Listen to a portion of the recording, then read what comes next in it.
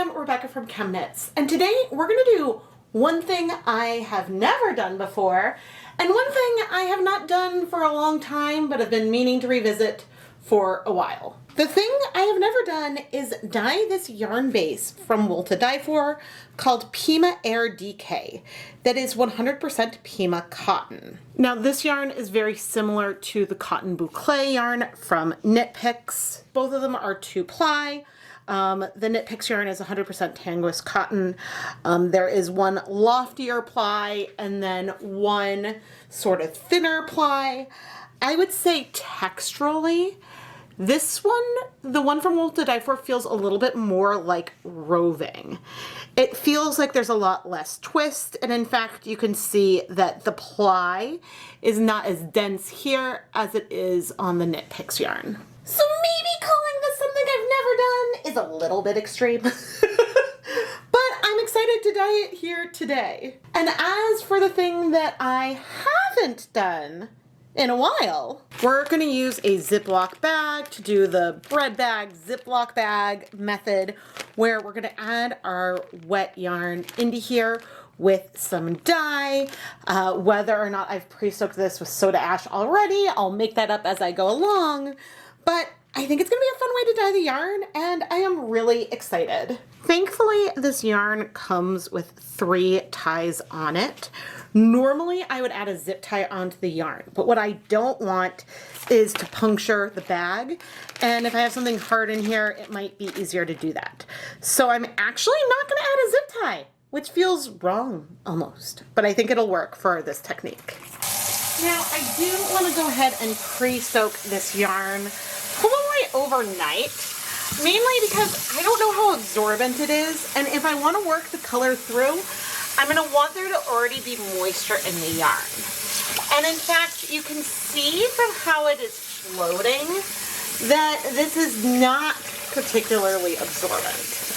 I don't really know what it is about cotton yarns being not super absorbent, considering that they are frequently used for dishcloths and things.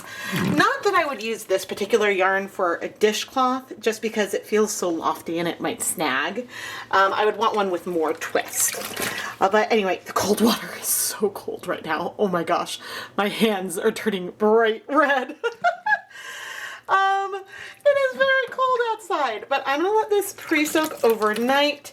I will come back periodically and sort of try to squeeze out some of that air. But I'll see you tomorrow. I put on my deluxe rubber respirator mask, safety glasses, and gloves to mix up our soda ash bath, so that way we can get our yarn ready to dye. Now, directions I followed in the past recommend using 1 cup of soda ash and 1 gallon of hot tap water. But I want to be a little more conservative over my soda ash, so I measured out 1/4 cup of the soda ash and dissolved it in 4 cups, or approximately 1 liter of hot tap water, stirring it to dissolve. And I will use this soda ash bath for multiple projects I am working on today. I showed the mixing of our soda ash, and I've already used it once, but now I want to use it on this Pima Air cotton yarn. You can notice that this pre-soak is a little bit yellow. That's why our soda ash now has a tinge of color to it as well, because the yarn I had in there before also turned our pre-soak a little bit yellow. Oh. Now I want to squeeze out as much of the water from our pre-soak as possible. Ooh, this is still a little warm, at least slightly above room temperature. As I bring the yarn in here, I think I'm going to leave it in here to soak for about 10 minutes. In the past, when I've done this bread bag method that I'm doing today with Ziplock bag method, I believe that I started at one point with dry yarn, added in the dyes, the acid and water, or maybe pre-soaked yarn. I did not go back and look. But as we wait, let's chat about this a little bit. I've maybe only done this on cotton once or twice. I've done it on wool a few times, and I believe that one of the times I did this on cotton, I maybe started with pre-soaked yarn, added in the dye powder, worked it through, and also added in soda ash powder into the mixture versus soaking the yarn ahead of time in soda ash. This is something that I definitely could do. And, you know, I said I wasn't going to look, but now that I'm already here, I'm going to go quickly take a look. All right, I have done this on cotton at least twice over the years. And both times I did add the soda ash powder in with the dyes. Probably because I wasn't planning on doing a lot of cotton videos at once and didn't want to waste my soda ash and use a whole quarter cup for a pre-soak. This should work similarly though, but again, could give us very different results. I am so excited for you to see what my plan is for this yarn. Now, I want to squeeze out. I'm debating how much liquid I want to squeeze out because I could squeeze out more right now. We want some amount of liquid in here so I can squish the dyes through because I'm going to add dry dye powder on. So if I were to squeeze it out all the way, you would see that there's still that much water I could remove. But instead, I'm going to squeeze it to the point where I can still squeeze it more, if that makes sense. And then I'm going to set it aside. I can always add more liquid in, but let's start with a little bit. And now I'm going to go ahead and set this aside until I'm ready to do the project, and let's talk about the colors. For our dye today, I had originally planned, and in my head I was going to use 3 or 4 different fiber reactive dyes to work them all through. But instead, I decided to go for one of the fiber reactive ice dyes that I have in my collection, specifically Alchemist. Now, this is a dye that I know breaks. I created stunning tie-dye t-shirts for my kids. The one Lucas is wearing, my taller child, was dyed primarily with just this one pigment. And I'm curious because we did see some breaking with speckling, although there's a little bit of a digression there that I might talk about later. But I am curious to see if I can see this dramatic breaking by applying the dye powder directly onto the yarn and then working it through. And I hypothesize that we will, because I think part of the reason why you get this dramatic color breaking with something like ice dyeing is that the dyes may dissolve at different rates. The different pigments may bind to the yarn at different rates, and some of them may travel further than others. Particularly, I know turquoise is a color that bleeds and can spread a lot more compared to some other colors. So we'll see what we end up with. But I'm excited to give this technique a try with this dye that gave me really magical results on cotton. I suppose I cannot call this a Ziploc bag. It's a zipper bag because it is Amazon brand. But I'm gonna fold that top edge over and kind of open it up. So that way I can take our yarn, and I really don't want to tangle her, and put it in, spreading it out a bit. Now this container I am going to set aside for now, but once I have finished with whatever we're going to do onto our yarn, I'm going to put it back in here as just a secondary container while we wait for the colors to set. I'm wearing my Deluxe Rubber Respirator mask, and I'm a little bit curious. I think I want to use a 1/4 teaspoon of dye, approximately. Okay, that is about 0.85 grams. What I did, yeah, and that comes out to 0. Well, this time it's about 1 gram, because it's about a heaping 1/4 teaspoon. I guess this just shows a little bit why measuring by volume is not as accurate as measuring by weight, because, you know, depending on how level I get my 1/4 teaspoon, now I'm at 0.9 grams. I guess that can all depend. Now we can always add more dye, but I was just very curious, and I don't know if you can read the screen, how much pigment I might measure out. Okay, but now I'm going to take this dye and kind of sprinkle it on, trying to distribute the powder throughout the yarn at least a bit. Now, if I decide I want more pigment, this is dry. I am securing the lid on my jar. But before we do anything else, let's just take a closer look at what's happening in here. The powder is looking a little brown. I'm seeing a lot of blue spread. Now, I know that there's reds and some yellow pigments in this mixture. And part of me is like, ooh, should I let everything sit for a couple of minutes before we start squishing things up? But I don't think I'm going to do that, even though it's been a minute or two since I've applied the dye into the baggie. But now what we're going to do is bring the bag to a close. And the important thing here is to remove as much of the air as possible. And ooh, ooh, ooh, ooh, right there, a red speckle. Okay, but now that we have our baggie closed, and maybe we'll flip to the area where we don't see the color, I can start squishing it. And you can see the dye come out. There's still some air in here. What I don't want is to pop the bag in any kind of way. So, you know, at this stage, I don't know what kind of breaking we may or may not see, because the other thing that's happening as I am working this color through, the other thing that's happening right now is that we are mixing the dye and distributing it through, which may or may not result in any breaking. It could just result in sort of this interesting tonal blue yarn. But what we don't know is if there's some powder in here that's undissolved or what.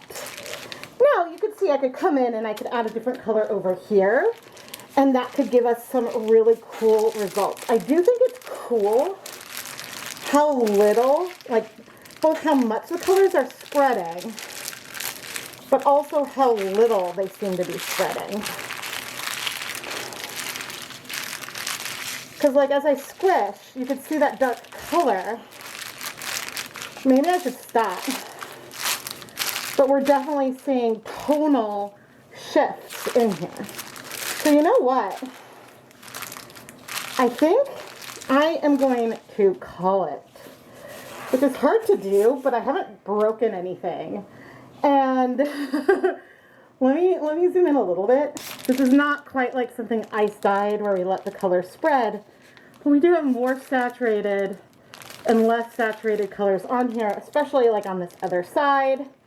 So something probably struck fast, but I'm now going to set this aside as we pop it back in here for a couple of days. And really I'm putting it in the shoebox just so that way if this baggie leaks, it leaks inside this plastic container. I don't need to be wearing my mask anymore. I suppose I could have removed it as soon as we had sealed the bag and got everything wet.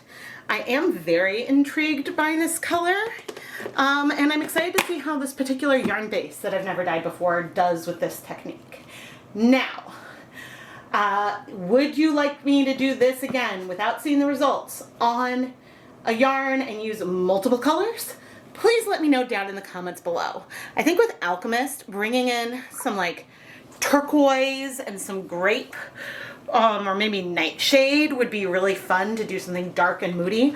But we don't know how dark and moody our yarn is going to turn out because maybe I need more than a 1/4 teaspoon of dye, more than approximately 1 gram of dye. I'm really glad that I weighed the container and got a feel of how much dye by weight I actually used. But anyway, I am going to wait probably more than 24 hours. It's a Thursday right now. We may go ahead and wait until Monday to rinse things out. I don't know. Maybe we'll do it on Saturday or Sunday. But I will try to make sure that Editing Rebecca can tell you how many days I waited. It's cold. cold. It tends to be cold inside my house at room temperature, and since it's winter, I'm not taking this outside, and so that's just a reason why waiting longer isn't going to hurt anything. It's not going to like diminish the color in the end. It's just at some point, once you start going like 48, 72, like at some point the additional amount of time is going to make smaller and smaller differences with whatever you have going on. We're playing a waiting game now, and while we wait, I thought that I would go back to a point I made earlier. I attempted to speckle with these ice dyes on cotton yarn, and the colors looked very vibrant, very beautiful, but then after I steam set them, a lot of the color rinsed out and the colors felt very similar. I think this is because of the heat. Since then, I sort of revisited my heat versus time versus vinegar with fiber reactive dyes and found that heat can aid with some colors binding to yarn. Plant-based yarns with fiber reactive dyes and soda ash. But there are some pigments that when you apply heat, it degrades the pigment and the color, and you end up with less pigment overall.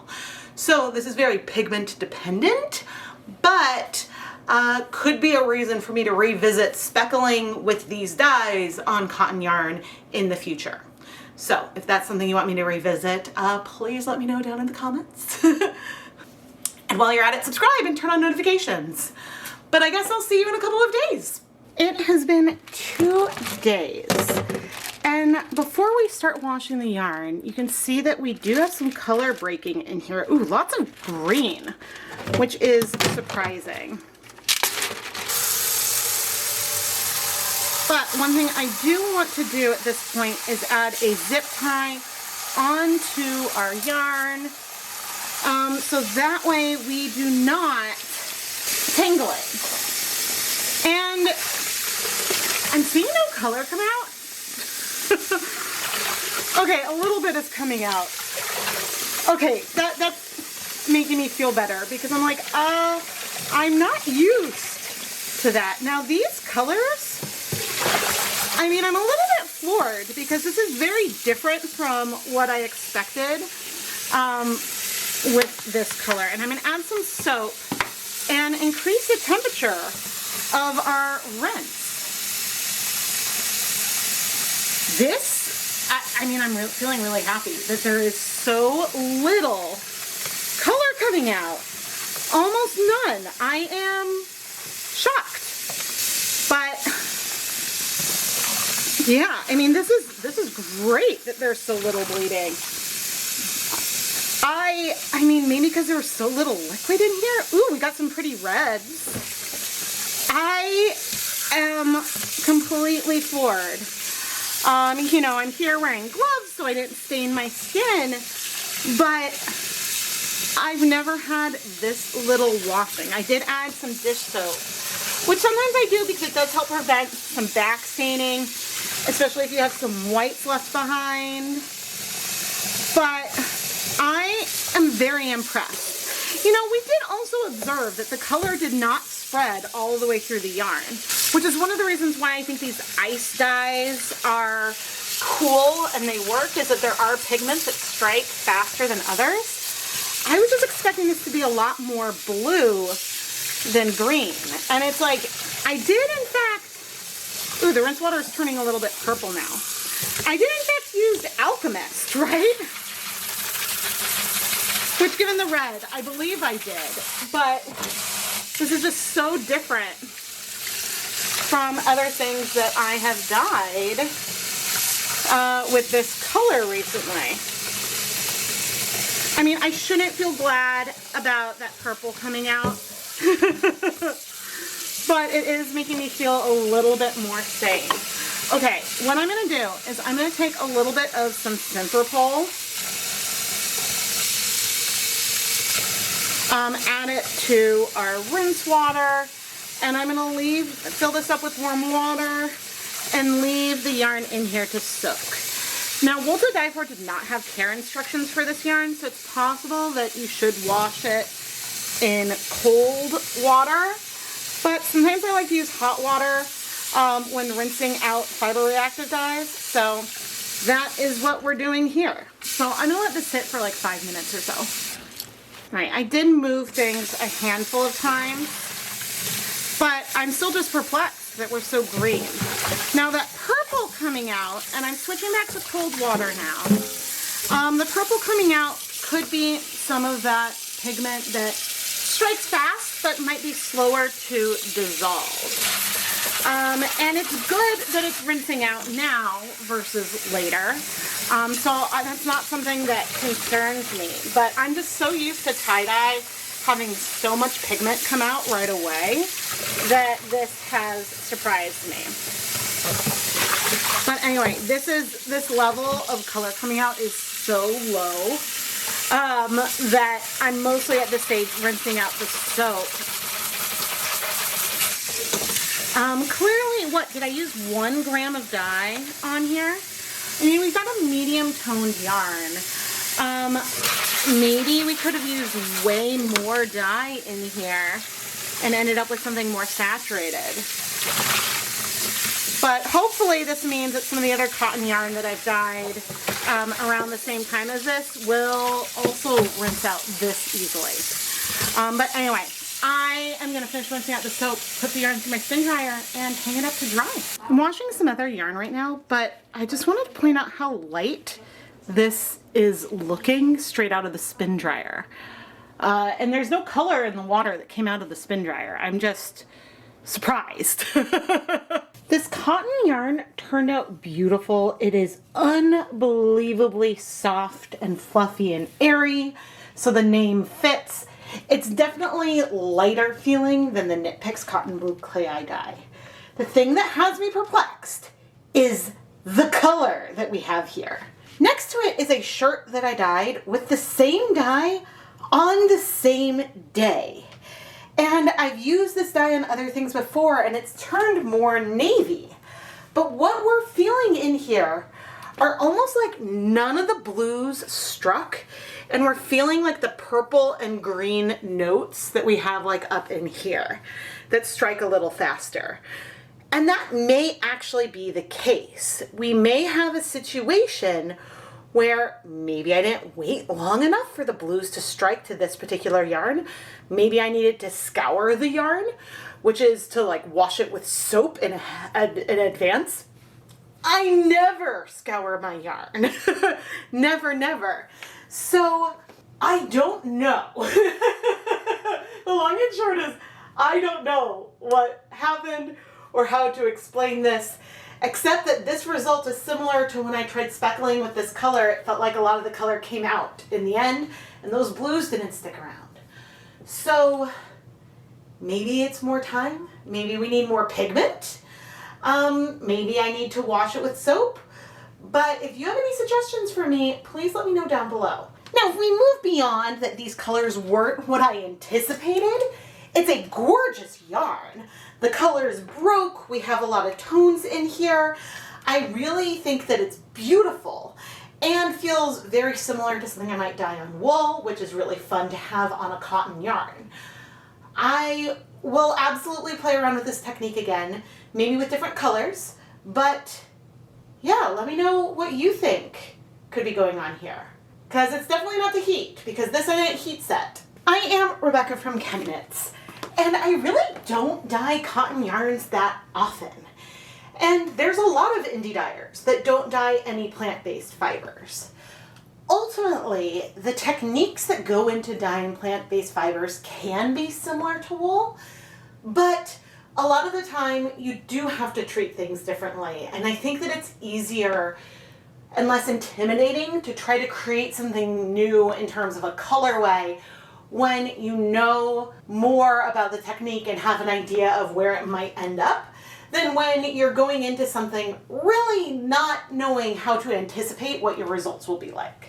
I promise I'm not trying to make excuses. Around the time I dyed this video, I dyed at least 2 other cotton yarn dyeing videos, and then there's that shirt that I showed. So I am trying to do more to push myself so I can feel more comfortable with the fiber reactive dyes. But it's hard for me to reconcile the depth of color we have on this project where, what, I thought we had about 1 gram of dye? 0.8 grams of dye? Editing Rebecca, check the notes here. And on other yarns where I had a similar amount of dye, I ended up with a color that was significantly more saturated.